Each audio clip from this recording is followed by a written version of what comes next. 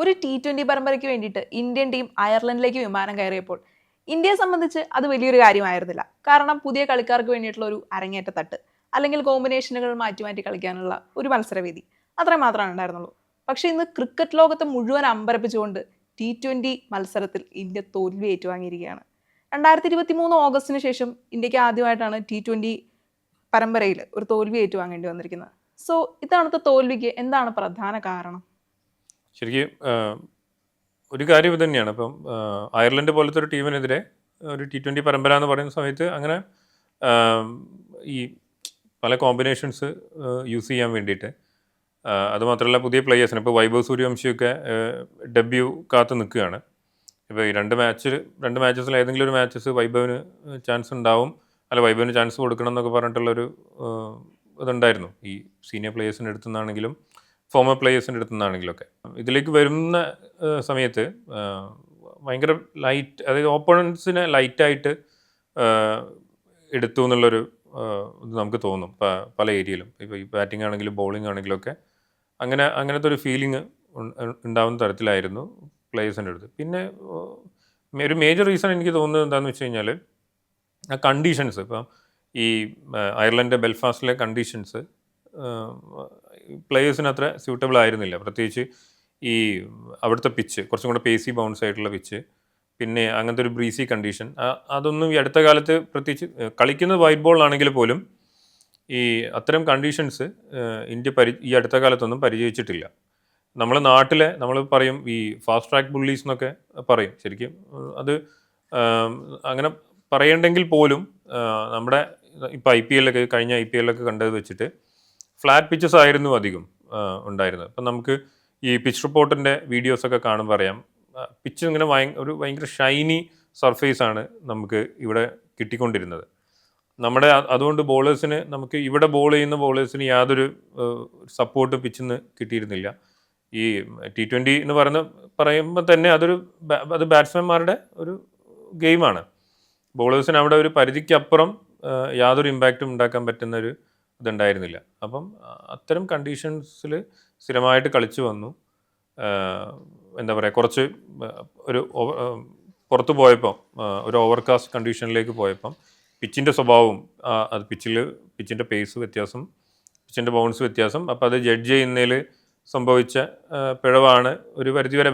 ബാറ്റിങ്ങിലെ ഇഷ്യൂസാണ് ശരിക്കും തോൽവിയിലേക്ക് നയിച്ചത്. ബോളിംഗ് നമുക്ക് അത്ര ഇത് പറയാനില്ലെങ്കിലും ബാറ്റിങ്ങിലെ ഒരു, അതായത് ഇത് പറയാൻ കാരണം എന്താ വെച്ചാൽ കഴിഞ്ഞ 24-26 വേൾഡ് കപ്പ് തുടർച്ചയായിട്ട് 2 T20 വേൾഡ് കപ്പ് അടിച്ചു വരുന്ന ഒരു, നമുക്ക് അറ്റ് എ ടൈം ഒരു 2-3 T20 സൈഡിന് ഇറക്കാൻ പറ്റുന്ന ടീം ഡെപ്ത് ഇന്ത്യക്ക് ഉണ്ടെന്നൊക്കെ പറയുന്നൊരു ടീമാണ് അയർലൻഡ് പോലത്തെ ഒരു അത്ര എക്സ്പീരിയൻസ്ഡ് അല്ലാത്ത ഒരു ടീമിനോട്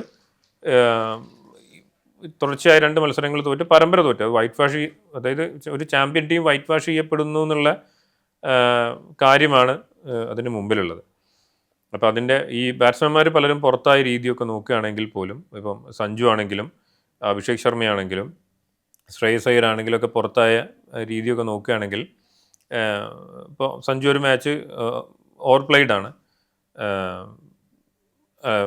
സഞ്ജു ഒരു മാച്ച് പ്ലേഡ് ഓൺ ആണ്. അങ്ങനെ 2-3 ബാറ്റ്സ്മാൻമാർ പ്ലേഡ് ഓൺ ആയിട്ട് ഔട്ടായിട്ടുണ്ട്.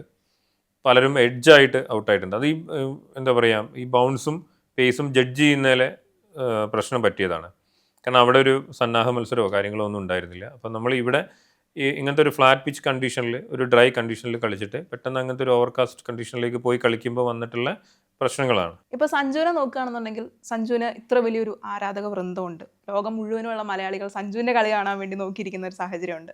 സഞ്ജുവിന് ഈ ഒരു പ്രകടനം നന്നായില്ല എന്ന് പറയേണ്ടി വരും. കാരണം രണ്ടാമത്തെ മത്സരം നോക്കുകയാണെന്നുണ്ടെങ്കിൽ ഡക്കിന് ഔട്ടാവേണ്ടി വന്നു, ഗോൾഡൻ ഡക്കിന് ഔട്ടാവേണ്ടി വന്നൊരു സാഹചര്യം. സോ എന്താണ് സഞ്ജുവിൻ്റെ കളിയിലെ നമുക്ക് പ്രത്യേകമായി നോക്കുകയാണെന്നുണ്ടെങ്കിൽ എന്തായിരിക്കും അതിൻ്റെ ഒരു പ്രത്യേകത?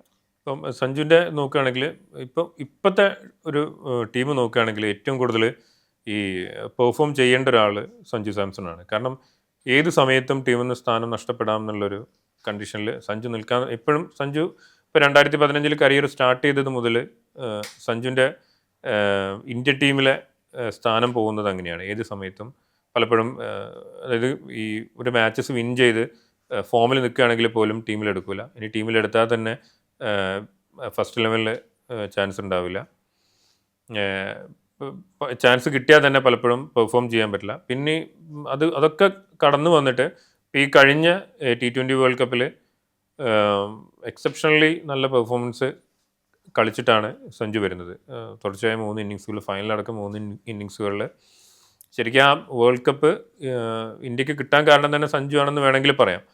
അപ്പം അത്തരമൊരു സഞ്ജുവിനെയാണ് നമ്മൾ തുടർന്ന് പ്രതീക്ഷിക്കുന്നത്.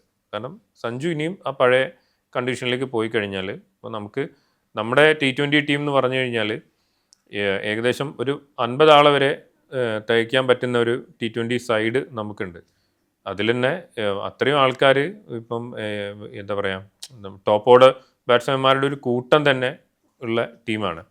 നമുക്ക് IPL പുതിയ സ്റ്റാർസ് ഉണ്ടായിക്കൊണ്ടിരിക്കുന്നത്. വൈഭവ് സൂര്യവംശിയൊക്കെ ഏത് നിമിഷം ടീമിലെത്തും എന്നുള്ള ഇപ്പോഴേ ചാൻസ് കൊടുക്കണം എന്നൊക്കെ പറഞ്ഞിട്ടുള്ള ഇതുണ്ട്. കാരണം പ്രൂവ് ചെയ്ത ഈ ഇൻ്റർനാഷണൽ പ്ലെയേഴ്സിൽ IPL കളിച്ച് പ്രൂവ് ചെയ്തൊരു പ്ലെയറാണ്. ഏത് നിമിഷം ടീമിലേക്ക് കൊണ്ടുവരണമെന്ന് എന്താ പറയുക, ഈ ക്രിക്കറ്റ് വിദഗ്ധരും ഫോമർ പ്ലെയേഴ്സും ഈവൻ എന്താ പറയുക, ടീമിൽ കളിക്കുന്ന പ്ലെയേഴ്സിനും കോച്ചിനും വരെ താല്പര്യമുള്ള കാര്യമാണ് വൈഭവിനെ കളിപ്പിക്കുക എന്നുള്ളത്. പിന്നെ നോർമലി നമുക്കൊരു വിന്നിങ് കോമ്പിനേഷൻ ഉണ്ട്, ടീമിനൊരു ബാറ്റിംഗ് ഓർഡർ ഉണ്ട്. അപ്പോൾ അതിനെ ഇനിയും മാറ്റി കളിക്കേണ്ട എന്നുള്ളത് കൊണ്ടായിരിക്കാം ഇപ്പം വൈഭവിന് ചാൻസ് കൊടുക്കാതിരുന്നത്. പക്ഷേ അതിൽ ഒരു ബാറ്റ്സ്മാൻ ഫോം ഔട്ട് ആവുന്ന ഒരു ബാറ്റ്സ്മാൻ പ്രൂവ് ചെയ്യാൻ പറ്റാതെ അയാൾ കണ്ടിന്യൂസ് ആയിട്ട് ഫെയിൽ ആയിക്കൊണ്ടിരിക്കുന്ന ഒരു കണ്ടീഷൻ വന്നു കഴിഞ്ഞാൽ തീർച്ചയായും ആളുടെ സ്ഥാനം ടീമിൽ നിന്ന് പോകാൻ ഉള്ള കണ്ടീഷനിലാണ് ഇപ്പോഴത്തെ നമ്മുടെ T20 സൈഡ് നിൽക്കുന്നത്. അപ്പം സഞ്ജുവിൻ്റെ ഒരു എന്താ വെച്ചാൽ, സഞ്ജുവിന് ഇനി നോക്കുകയാണെങ്കിൽ ഇപ്പോൾ 30 വയസ്സ് കഴിഞ്ഞു, 32 വയസ്സൊക്കെ ആവുന്നു സഞ്ജുവിന്, അധികം കരിയറില്ല.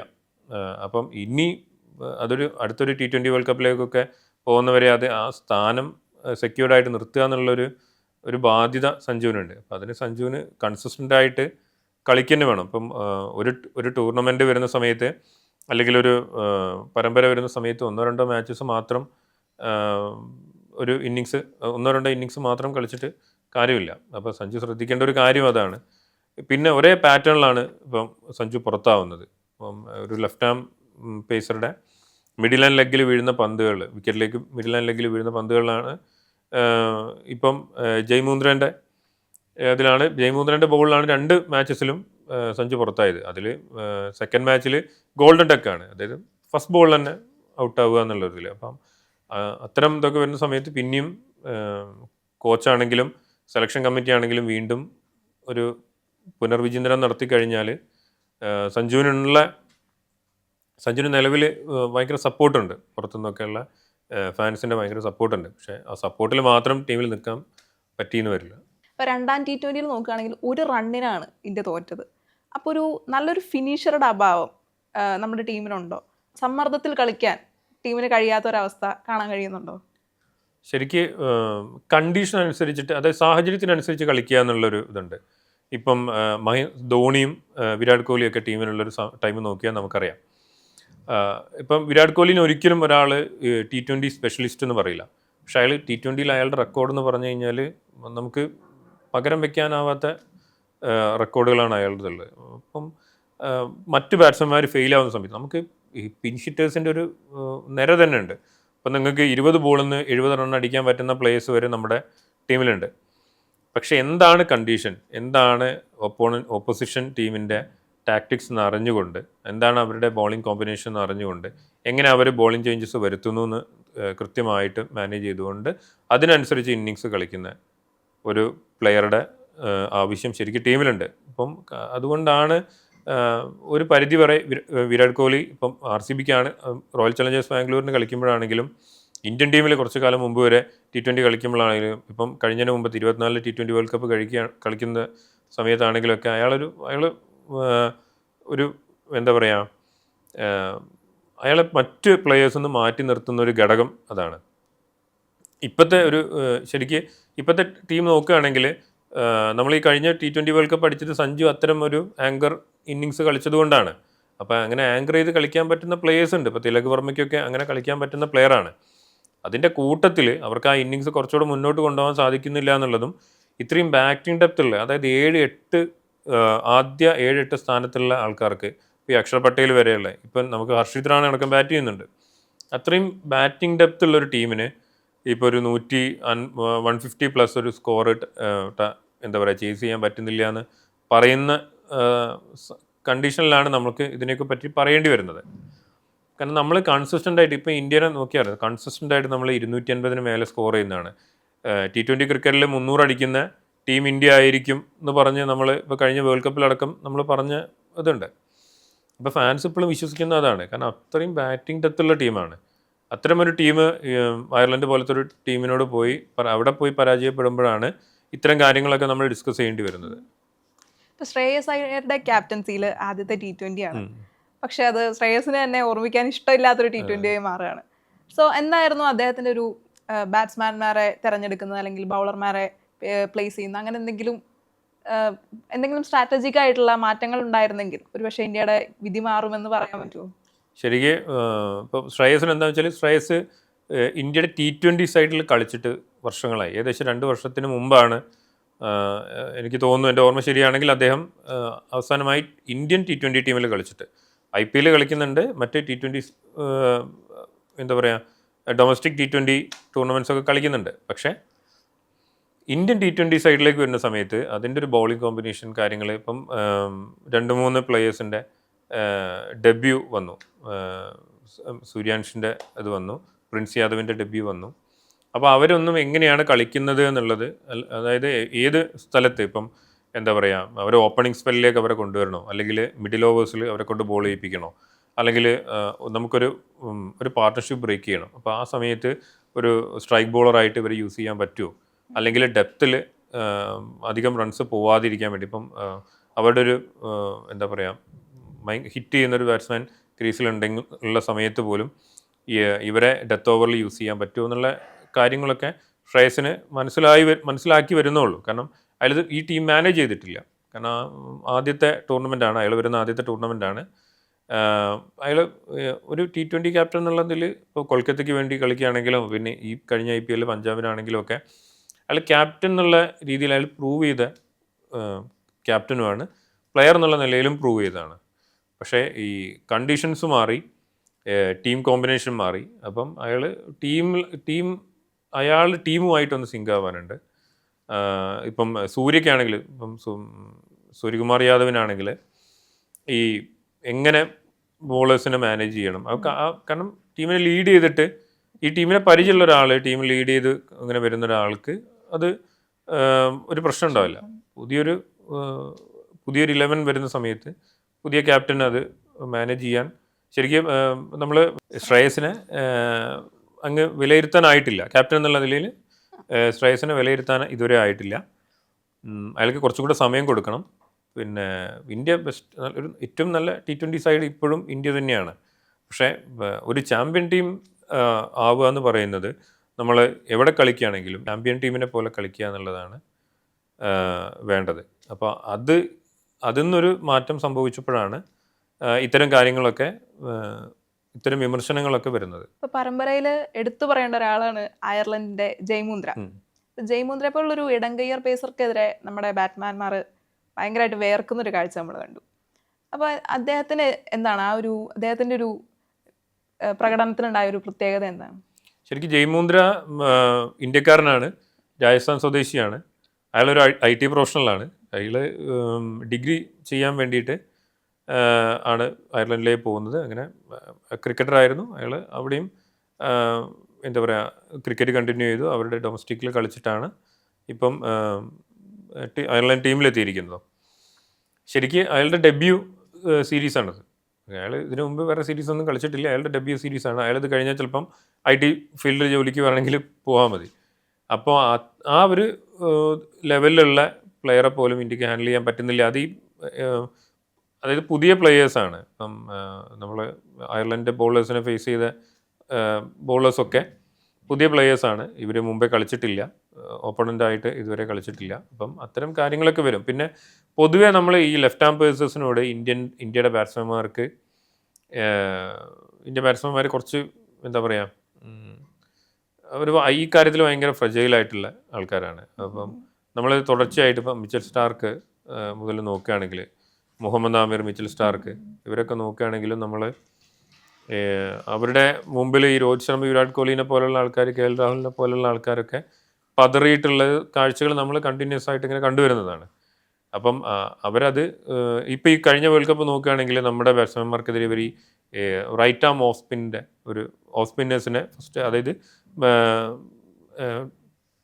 പവർ പ്ലേ ഓവറിൽ തന്നെ ഓഫ് സ്പിന്നേഴ്സിനെ കൊണ്ടുവന്നിട്ടുള്ളൊരു ടാക്ടിക്സ് ഓപ്പോണൻസ് യൂസ് ചെയ്തിരുന്നു. അതേപോലത്തെ ഒരു ടാക്ടിക്സാണ് ഇതും. അപ്പോൾ അത് ടാക്ടിക്സ്, ഓപ്പോണൻറ്റിൻ്റെ ടാക്ടിക്സ് ബ്രേക്ക് ചെയ്തിട്ട് കളിക്കുക എന്നുള്ളതാണ് ഒരു ചാമ്പ്യൻ ടീമിന് വേണ്ടത്. അതാണ് ഇന്ത്യ ചെയ്യേണ്ടതും. അപ്പോൾ പരമ്പര നോക്കുകയാണെന്നുണ്ടെങ്കിൽ അത് ഇന്ത്യയുടെ വിജയം, പരമ്പര നോക്കുകയാണെന്നുണ്ടെങ്കിൽ അത് ഇന്ത്യയുടെ തോൽവി മാത്രമല്ല, അത് അയർലൻഡിൻ്റെ വലിയൊരു വിജയം കൂടിയാണ്. അപ്പോൾ എന്താണ് ആ ഒരു T20 പരമ്പരയിൽ അയർലൻഡ് ഇത്രയും വർഷം കൊണ്ടുണ്ടാക്കിയിരുന്ന മാറ്റങ്ങൾ? ഇപ്പം ഇത് നോക്കുകയാണെങ്കിൽ ഇപ്പോൾ അയർലൻഡിൻ്റെ ഒരു കാര്യം, അവർക്ക് സപ്പോർട്ടീവായിട്ടുള്ള കണ്ടീഷൻസ് കിട്ടി എന്നുള്ളത് തന്നെയാണ്. കാരണം അവർ കളിച്ച് പരിചയിച്ച് വന്ന കണ്ടീഷൻ, അവർക്കറിയുന്ന പിച്ച്, അവർക്കറിയുന്ന ഫോർകാസ്റ്റ് കണ്ടീഷനും എല്ലാം അവർക്കറിയുന്ന ഇതാണ്. ഇപ്പോൾ അവർ ഇതേ കണ്ടീഷനിൽ ഇവിടെ വന്നിട്ട് ഇപ്പം ടെസ്റ്റ് സീരീസ് ഇന്നിങ്സിന് ഒരു ടെസ്റ്റ് ഇവിടെ കളിച്ചത് ഇന്നിങ്സിന് തോറ്റു പോയതാണ്. അപ്പോൾ അതേപോലെ തന്നെയാണ് ഈ നമ്മളവിടെ ചെല്ലുമ്പോൾ സംഭവിക്കുന്നതും. അപ്പം അവർ ഇപ്പോൾ ഈ അയർലൻഡ് ടീമിനെ നമുക്കങ്ങനെ കുറച്ച് കാണാൻ പറ്റില്ല. ഇപ്പോൾ 2011 50 ഓവർ വേൾഡ് കപ്പ് നോക്കുകയാണെങ്കിൽ അവർ ഇംഗ്ലണ്ടിനെ ബീറ്റ് ചെയ്ത് ഉള്ളൊരു ടീമാണ്. ശരിക്കും അവർക്ക് അത് കഴിഞ്ഞിട്ട് അവർ ഇടക്കാലത്ത് തരക്കേടില്ലാത്ത പെർഫോമൻസൊക്കെ പാകിസ്ഥാനോടൊക്കെ കളിച്ചിട്ടുണ്ട്. അപ്പം എന്താ കാര്യം വെച്ചാൽ ഈ അവർക്ക് ഇൻ്റർനാഷണൽ ക്രിക്കറ്റിൽ അത്യാവശ്യം എക്സ്പീരിയൻസ് കാര്യങ്ങളുണ്ട്. പക്ഷേ ഈ ടീം നോക്കുകയാണെങ്കിൽ അങ്ങനെ എന്താ പറയുക, കൂടുതൽ മാച്ചസ് കളിച്ച ആൾക്കാരുമില്ല. അവരുടെ ബേസിക്സിൽ അവർ ഉറച്ചു നിന്നു. എങ്ങനെയാണ് ഓപ്പോസിഷൻ ബാറ്റ്സ്മാൻമാർക്കെതിരെ പന്തെറിയേണ്ടത്, എങ്ങനെ ബാറ്റ് ചെയ്യണം എന്നുള്ള കാര്യങ്ങളൊക്കെ അവർ അത് കൃത്യമായിട്ട് ഇതിൽ കൃത്യമായിട്ട് ചെയ്തു പോയി. ബേസിക്സ് കൃത്യമായിട്ട് ചെയ്തു പോയി. അങ്ങനെയാണ് അവർക്ക് വിജയിക്കാനും പറ്റുന്നത്.